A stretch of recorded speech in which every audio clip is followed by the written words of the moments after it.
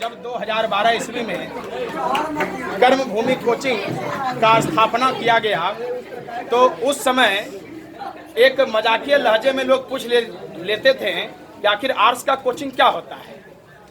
जब हम बिहार टेट के द्वारा हम शिक्षक पद के लिए नियुक्त हुए तो मेरे मन में यह एक भावना आया, क्योंकि मैंने मैट्रिक आर्ट्स लेवल पर बहुत अच्छा किया, इंटर मैं यशस्वी कॉलेज से टॉप किया, ग्रेजुएशन और एलएलबी भागलपुर और पटना से मैंने यहाँ का एजुकेशन प्राप्त किया। तो मेरा एक आर्ट का बैकग्राउंड रहा और मैंने ये अनुभव किया कि आर्ट के बलबूते पर भी एक अच्छे पद पर जाया जा सकता है। और आर्ट को पढ़ाने का कोई खास रणनीति इस कहलगांव या अंग प्रदेश में था नहीं।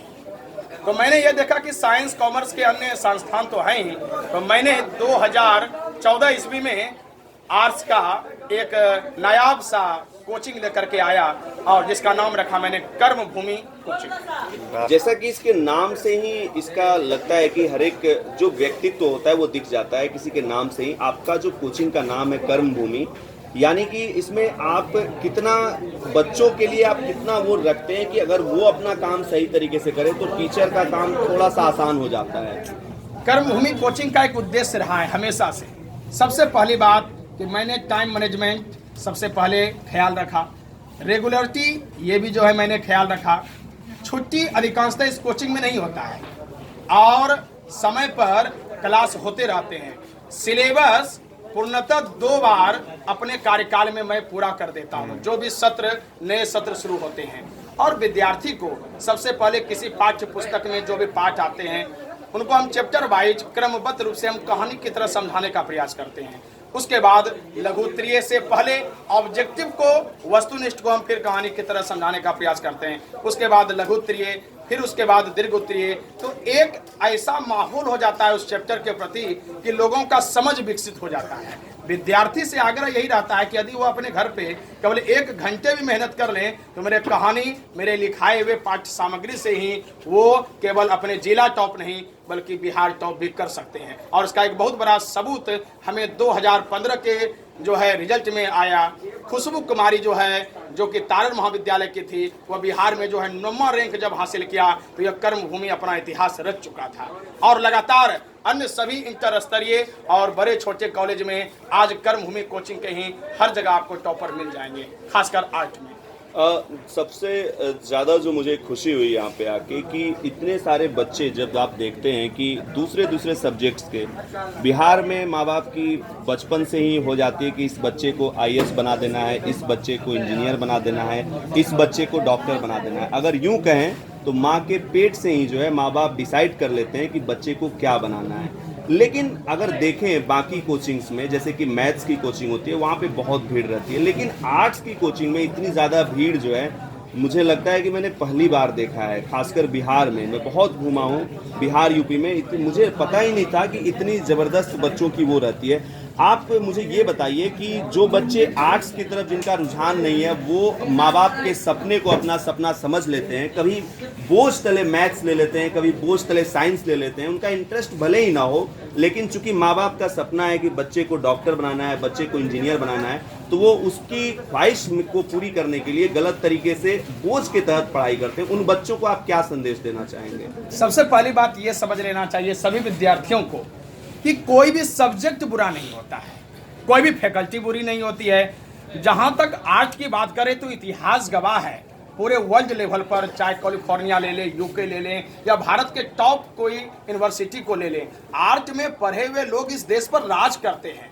साइंस एक नौकरी प्रदान कर सकती है, लेकिन आर्ट में पढ़े हुए लोग इस देश पर राज करते हैं। इस देश में पीएम हो, सीएम हो, राजनेता से लेकर के आईएएस, आईपीएस, और यदि हम बिहार पब्लिक सर्विस कमीशन की बात करें तो एसडीओ, बीडीओ, डीएसपी, एसडीएम जैसे पदों पर सुशोभित होकर के अपने उस गौरव को प्राप्त कर सकते हैं जो माँ बाप के सपना होता है। और यह माँ बाप के सपनों से भी एक बड़ा आकार धारण कर सकता है और यह समाज में प्रतिष्ठा के साथ पद प्रतिष्ठा दोनों दिला सकता है। इसलिए आर्ट्स कभी बुरा नहीं है, बल्कि आर्ट्स को इस बेहतरी से पढ़ना है कि कल ग्रेजुएशन पूरा करते करते एक ऐसे क्षेत्र में हम चले जाएं जहां पर कि लोग यह कह करें आर्ट्स पढ़ के इस पदों को इन्होंने प्राप्त किया। आप मुझे ये बताइए कि आर्ट्स जो बच्चे पढ़ रहे हैं जैसे कि यहाँ बहुत सारे बच्चे बैठे हुए हैं, इनसे भी हम बातचीत करेंगे आगे। अगर करियर को चुनते हैं तो उनके दिमाग में सबसे पहला चीज़ क्या आता है जब वो आर्ट्स की पढ़ाई करते हैं, तो किस रूप में? क्योंकि बहुत सारे लोगों को तो अभी पता नहीं होता, जब तक करियर डिसाइड करना होता है तब तक पता चलता है कि समय बीत चुका है। कुछ ऐसे भी बच्चे होते हैं जिनको कि एकदम लास्ट में पता नहीं चलता कि उनको क्या सब्जेक्ट चूज करना चाहिए, कैसे आगे बढ़ना चाहिए, तो उनको कैसे आप गाइड करेंगे?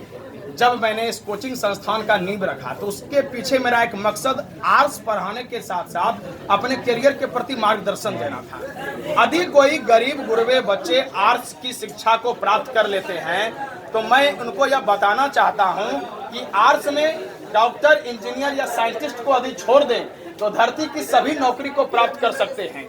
आर्ट्स एक डिग्री है, इसके द्वारा हम रेलवे में जा सकते हैं, हम बड़े जो है पदों पर जा सकते हैं।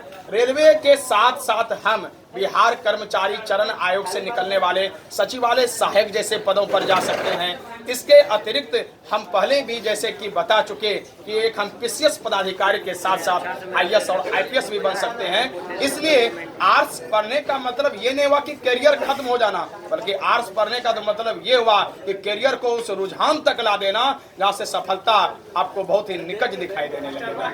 इसलिए आर्ट्स लेने वाले अपने दिल को कभी कमजोर ना समझें, बल्कि आर्ट्स से हम बेहतर रिजल्ट ला सकते हैं। खासकर मेरा एक उदाहरण ले लीजिए, आर्ट्स से भी मैंने कई परीक्षाओं को सफल किया और हाल में ही बीपीएससी के एग्जाम में जो है मैं काफी बेहतर कर चुका हूं। फाइनल रिजल्ट होते होते रुक गया है, लेकिन उसी कार्य में मैं लगा हुआ। आप मुझे ये बताइए कि जिस तरह से शिक्षा का बाजारीकरण हुआ है, कैपिटलिज्म जो है वो कैपिटल हावी हो रहा है शिक्षा पे, गरीब बच्चे जो है कहीं कहीं उनके पास उतनी पूंजी नहीं हो पाती कि वो पढ़ाई पे खर्च करें। कपड़े तो आप 200 के बाजार से लेके पहन सकते हैं, ब्रांड जाने की ज़रूरत नहीं है। लेकिन अगर कोचिंग की बात करें तो आपका कोचिंग मुझे बहुत ही सिंप्लिसिटी, क्योंकि यहाँ पे जितने बच्चे मुझे दिख रहे हैं मैं प्रिज्यूम कर रहा हूँ कि ये किसी बहुत बड़े घर के बच्चे नहीं है, ये बिल्कुल साधारण बच्चे हैं, लेकिन असाधारण प्रतिभा इनमें नजर आती है। तो ये जो शिक्षा का जो बाजारीकरण हुआ है उसमें आप अपने आप को कैसे उनसे अलग रख पाते हैं? शिक्षा के बाजारीकरण से खासकर कर्मभूमि संस्थान जो है सर काफी दूर है। इसलिए क्योंकि इंटर में एक यदि कोई साइंस के बच्चे उसमें पढ़ाई करते हैं तो लगभग 50,000 रुपया तक रकम उनका खर्च हो जाता है, और ये गारंटी नहीं शिक्षक दे पाते हैं ये बच्चे कल पास कर पाएंगे या नहीं। टॉप या फर्स्ट करने की तो दूर की बात है, लेकिन मैं यहाँ पर 5 विषय और 8 के टोटल 9 विषय को अपने स्तरीय पढ़ाई के साथ केवल यूं समझ लिए 200 रुपया प्रति महीना इंटर की पढ़ाई, मतलब साल भर में 2500 रुपया में मैं पूरे इंटर की फैकल्टी को पढ़ा करके संपन्न कर देता। ये तो बहुत कम अमाउंट है। मैं चाहूंगा कि एक बार जोरदार ताली हो जाए सबकी।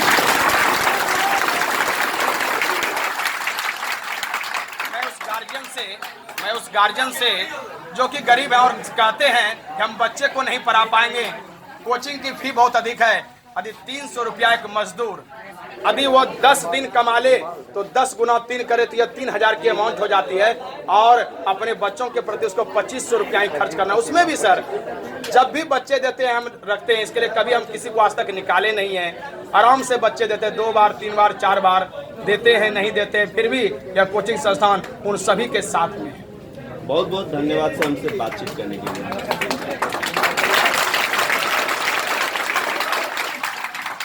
अब जरा बच्चों से बात करते हैं। और